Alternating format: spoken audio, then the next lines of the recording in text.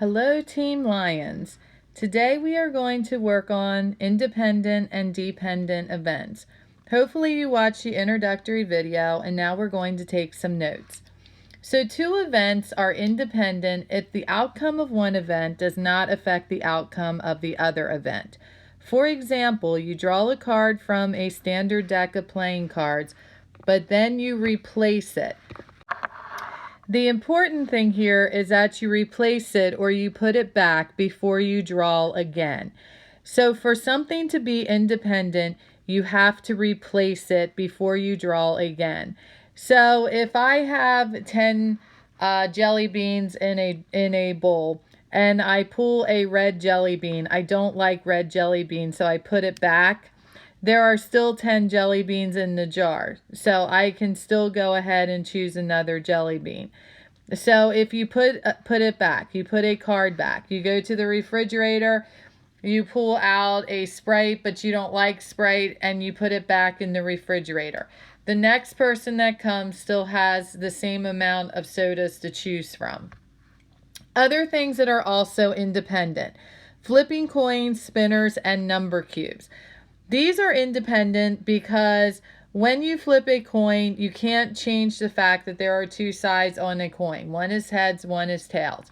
So you are always going to have a 1 out of 2 chance of getting heads or getting tails. Same thing with a spinner. If you have a spinner numbered 1 through 6, even if you magic marker it out, it's still 1 through 6. So no matter how many times you spin it, that probability does not change. It's still a 1 out of 6. And the same thing with a number cube or a dice. However many sided it is, most are 6-sided. You will always have a 1 out of 6 chance of getting that. The other things that are independent that I can think of off the top of my head are things like surveys. So if somebody asks you your favorite color and you choose blue, blue is not now off the table. Your friend can also have blue. The only way is if like you're doing a recital or something and you choose a song and the person doesn't want any duplicates. So once you choose that song can't be picked again. That would be dependent. So dependent depend if one outcome does affect the other outcome. So I go back to the jelly bean jar. I reach in, I pull out an orange jelly bean. I like orange, so I eat it. Now there's only 9 jelly beans left to pick from. So if my daughter comes to eat a jelly bean, she will have less choices. So the big thing here is if you don't, you do not replace it, you don't put it back, that means there are less for the next person to choose. Back to the refrigerator, I go in, I pull out a Sprite and I drink it. Now there are less sodas for the next person to choose. If you take away an option, for example, if you are picking teams for gym class and somebody picks Lucy, there's now less people to choose from. If you're picking an appointment time, I want to make a dentist appointment for June 10th. I go and I call and make my appointment, and then my daughter wants to make an appointment. I've already taken an appointment time that day. So now there's less to choose from. Or picking seats in an auditorium. So those are all things. If there is less option for the next person to choose from, then it is a dependent option. So let's go ahead and practice. So go ahead and get your worksheet out, and we're going to go ahead and look through and see if we can pick these as independent or dependent. So for letter A, we're flipping heads on a quarter and then flipping another heads. This is a coin, and we know that when we have coins, that coins always have to be independent because we can't change that. So this would be an independent event because we are flipping a coin. So letter A is independent. Letter B, choosing a jack from a standard deck of cards, not putting it back in the deck, and then choosing a king. This is dependent because we did not put it back. So now there's less cards to choose from because we didn't put the card back in. Picking a blue marble from a bag of marbles, putting it back. So now we put it back.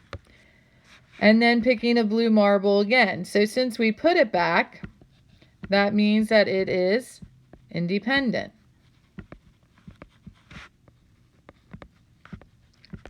And letter D, rolling a 6 on a number cube. We know that number cubes are independent because we can't change the number of sides on a number cube. So that would be independent.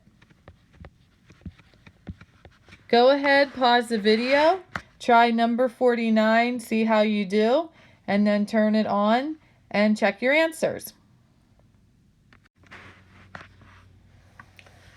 Okay, let's see how you did. Number 49A.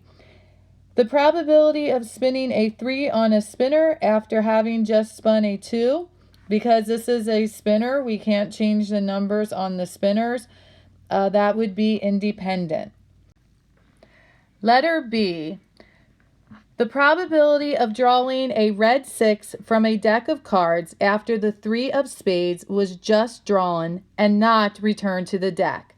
What's important here is that the 3 of spades was not returned to the deck. So that means there's one less card to choose from. So this would be a dependent event. Letter C.